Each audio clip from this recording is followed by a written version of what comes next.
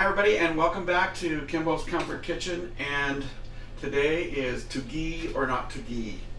Yes, I know, big groan, but here it is. Why would you have ghee versus butter? Well, four major reasons. One, it tastes great.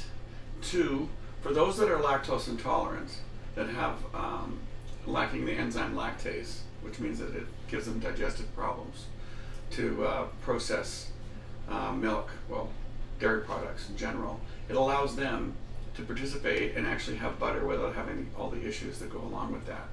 Three, it's a lot less expensive than buying in the store, and it tastes better, according to many people. I'm one of them.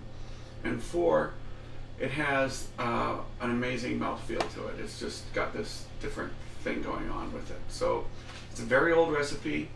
It's thousands of years old, actually, from India and Pakistan.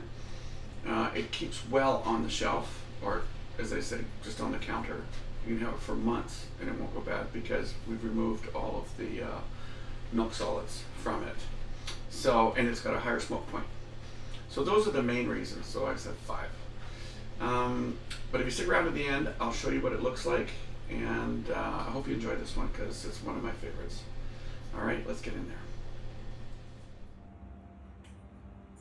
Okay, so let's get started. So I'm starting right now with 454 grams of unsalted butter.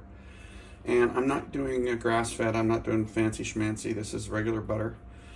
I don't want to waste the money on that because the ghee itself is going to impart its own flavor. So let's put this in the pot.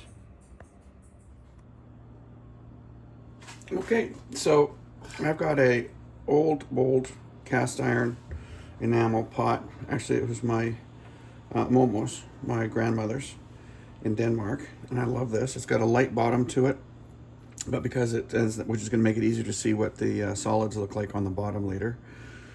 But overall, I like it also because of the fact that it's got a lot of residual heat in the cast iron. But you also have to be careful because when we're finished cooking, it'll continue to cook. So you don't want to take it off when it's done. You want to take it off just before you think it's done. But that's pretty easy, and I'll show you why. So to start with, I'm just going to take all the butter and we're going to start melting it. Once that's melted down, I'll come back. You don't have to be bored watching that part.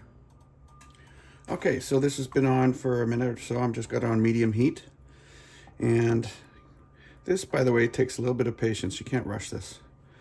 But some of the things that I like about this is I'm talking about smoke point in terms of what oils versus butter do. If you're using, for example, canola oil, it has a 400 degree Fahrenheit smoke point. That's a point at which it smokes and burns. That's 204 centigrade or Celsius. Corn oil, on the other hand, is higher at 460 degrees Fahrenheit or 230 degrees Celsius. And then there's avocado, which is my favorite oil to use when cooking if I'm not using butter or if I'm using both together, and that's at 520 degrees Fahrenheit or 270 degrees Celsius. Ghee, on the other hand, if you're using regular butter smoke point is at 350 degrees Fahrenheit, or that's 177 Celsius, whereas ghee is at 465 Fahrenheit or 238 Celsius. So you can see the differences in these various temps between oil and butter, which is quite a bit. Now you see that I'm going to stop futzing with this because I want this, you're starting to see the white come up here. Well, essentially all we're doing is separating the solids from the fat, and we're evaporating all the water. That's really what this whole technique is all about. The water is your enemy. Well, if you've got water in your ghee, it will not stay shelf stable. And the sediment, the particulates, which is curd, essentially, is going to fall to the bottom and start to cook on its own, the bottom, which is another reason why, of course, you want to be able to see the bottom. If you've got a dark pan, it's much more difficult to adjust or to see exactly what shade the curd is at, because we're going to be separating that out anyway. But we want it, and you don't want this to boil. What we really want for this is a nice low simmer. So you can start adjusting your own stove accordingly as you see it. If it starts to boil too much, just turn it down. And if it's not boiling at all, or bubbling, simmering, then you need to turn it up a bit. So right now on my little Easy Bake Oven stove top here, I've got it at medium heat, but I'm going to check it with my instant read thermometer. And I'm a ways away yet, because what I'm looking for is about say between 225 and 250, and right now it's only just getting to like 120. So we'll be back when we get to temp. Okay, so it's been about 4 or 5 minutes. I turned the heat up a bit because it was too low, but you can see, and do not put your spoon in and dig into the bottom. You want the particulates to settle to the bottom, so you don't want to disturb that or they won't cook properly, which is what gives the ghee its nutty flavor. So it's now starting to just simmer a little bit. I'm going to check the temp on it. And we are looking at about, let's see,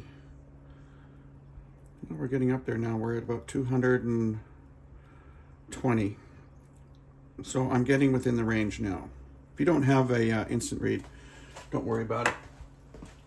You can watch the foam. There you go, it's starting to bubble now. And I'm going to turn it down a little bit because again, you don't want to burn it. And just start to watch. You can see how these are all coming up like this. And that's all the water that's evaporating. All this stuff, the foam itself will settle and the water will just bubble out. You can see that underneath. I'm going to turn that, I've turned it now down to about a little more than half on my dial on my stove here. But that's going a little fast right now. I'm going to turn it down even more. And this is going to take about another 10 minutes, and I'll show you the difference once it's cooked off a bit more.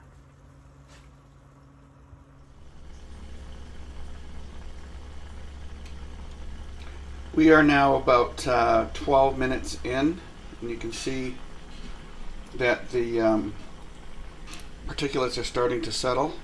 Again, don't scrape the bottom. I'm going to just show you how much I've got it going at here, sorry. So that's about the simmer that I want for this right now. And as I said, it's about 10-12 minutes in, and I'm just going to let this continue. And as this happens, the sediment will fall, and it'll start to brown on the bottom. Give it that nice nutty flavor to it. Trick is not to let it burn. And let's go from there. We are now about 30 minutes in, and as you can see, a lot of the whey that was on top has now fallen to the bottom, all those particulates, which are gently browning, which is what's going to give it, as I mentioned earlier, that nutty flavor. But more importantly, it's now time to start to listen to the pot, because as we've been doing this, we've been getting rid of all the moisture. The water is our enemy in this case. And like when you're frying food and there's water and you're frying, as soon as the water's gone, it changes tone. And you can see the little bubbles that are coming up right now. That still shows that there's some water. As I said, we're about 35 minutes now. So we're going to go for a few more minutes. I don't want to go too far because it's getting that nice brown nutty look to it. We're now almost about 45 to 50 minutes in, and I'm getting the color now. I'm going to show you underneath. And I want that nuttiness that we're looking for. Okay, and I'm going to take it off the heat, and I'm going to let this sit for at least 10 minutes.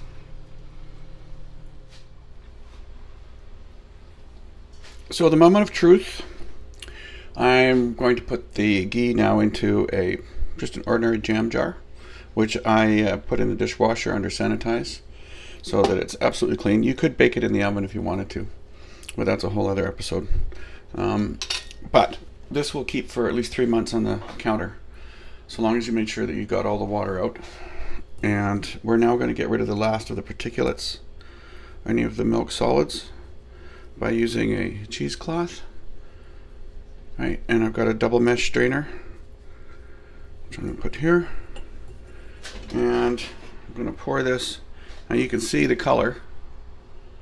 It's quite dark, but not burnt. That's the trick. So let's pour that in here. Slowly. Oh yeah, the color is beautiful. Not too dark, not too light. It's actually, for me anyway, it's perfect. So we'll do that. And I'm going to take that away, and you can see there's all the nutty particulates, there's milk solids that are on the bottom now. That people that are lactose intolerant, that's your enemy. And that's gone. What are we left with? We're left with this beautiful honey golden ghee. And I'm going to put another, it's enough for 2 of these. As I said, they'll keep for 3 months on the counter. You can keep them in the fridge for over a year if you wanted to. And you can use it for the same thing that you use butter. So let's take a look here. Okay, so it's an hour later. You can see it now. Some people, will make ghee. It only takes them 20 minutes. Other people, it takes them an hour and a half. I'm sort of in between, but this is what we end up with. And let me tell you, it's worth all the effort that goes into it. Especially if you have friends. We're having lobster later, and one of my friends is lactose intolerant, and so instead of that, I'm going to add garlic to this, and she'll be able to dip this in ghee, garlic ghee, if you will. Anyway, hope you enjoy this one. If you like my videos, please subscribe and please share, and also tag me on Instagram. All right, take care. See you soon.